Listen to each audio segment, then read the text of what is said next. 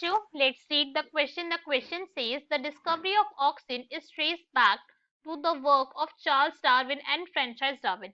जो Charles Darwin थे, franchise Darwin थे, उन्होंने क्या करा था, जब डिस्कवरी हुई थी ऑक्सीजन की तो उन्होंने कुछ एक्सपेरिमेंट कंडक्ट आउट करे थे। तो हमें यही बताने कि उस एक्सपेरिमेंट के कंडक्ट करने के बाद उन्होंने जो स्टडी करी थी उसके अंदर क्या रिजल्ट। नाउ लेट्स स्टार्ट, देखते हैं क्वेश्चन को सॉल्व करने का की कॉन्सेप्ट, देखते हैं की कॉन्सेप्ट। तो क्वेश्चन को सॉल्व करने का की कॉन्सेप्ट क्या है हमारा, कि हमें एक्सपेरिमेंट पता होने चाहिए जो चार्ल्स डार्विन ने और फ्रेंचाइज डार्विन ने कैरिड आउट करे थे डिस्कवरी ऑफ ऑक्सीजन के टाइम पे, राइट।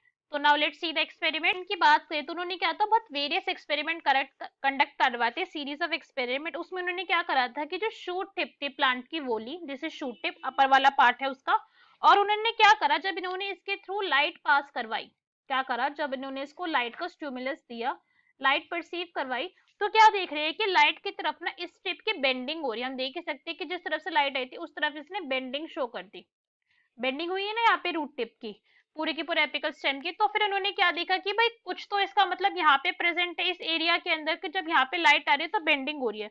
तो उन्होंने क्या करा, चलो ठीक है इसे कट करके देख लेते हैं, अगर इसके कट करने से कुछ हो रहा है तो मतलब यहाँ पे कुछ ना कुछ प्रेजेंट है। तो क्या करा उन्होंने, यही करा, उन्होंने शूट टिप को कर दिया कट। जब कट करा यहाँ पे तो कोई भी बेंडिंग नहीं हुई, नो बेंडिंग। तो मतलब उन्होंने कहा कि भाई कुछ ना कुछ तो अब यहाँ पे प्रेजेंट है। कट करने से वो चीज अब यहाँ पे बेंडिंग नहीं हुई, लाइट अब भी दे रहे थे वो, लाइट का स्टिमुलस अब भी मिल रहा था, मगर अब क्या हुआ कि बेंडिंग नहीं हुई। तो उन्होंने कहा ठीक है जी, अगर ऐसा है तो दोबारा टिप लगा देते, क्या दिक्कत की बात है, एक और बार एक्सपेरिमेंट हो जाएगा, हमें कंफर्मेशन आ जाएगी।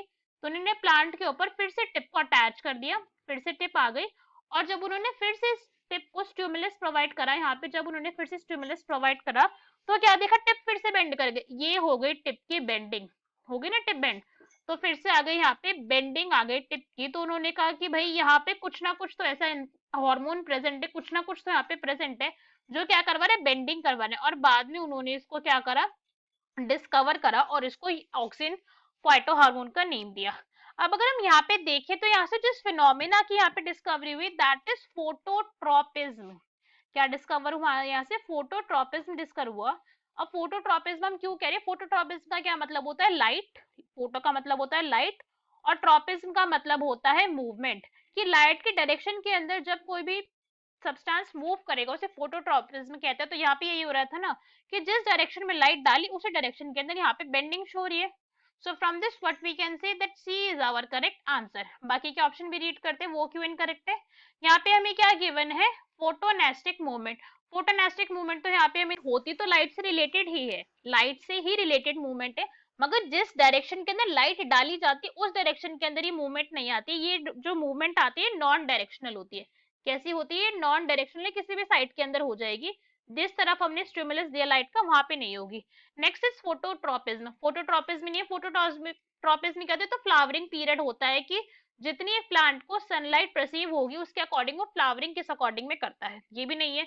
D is photosynthesis. अब भाई फोटोसिंथेसिस तो ये बिल्कुल नहीं, ये तो हमें पता ही है। यहाँ पे क्या हो रहा है कि यहाँ पे ग्लूकोज फॉर्मेशन नहीं हो रहा है या फिर स्टार्च फॉर्मेशन नहीं हो रहा है प्लांट के through, this is also incorrect. So our correct answer is C, phototropism. Hope you understood it well. Best of luck. Thank you.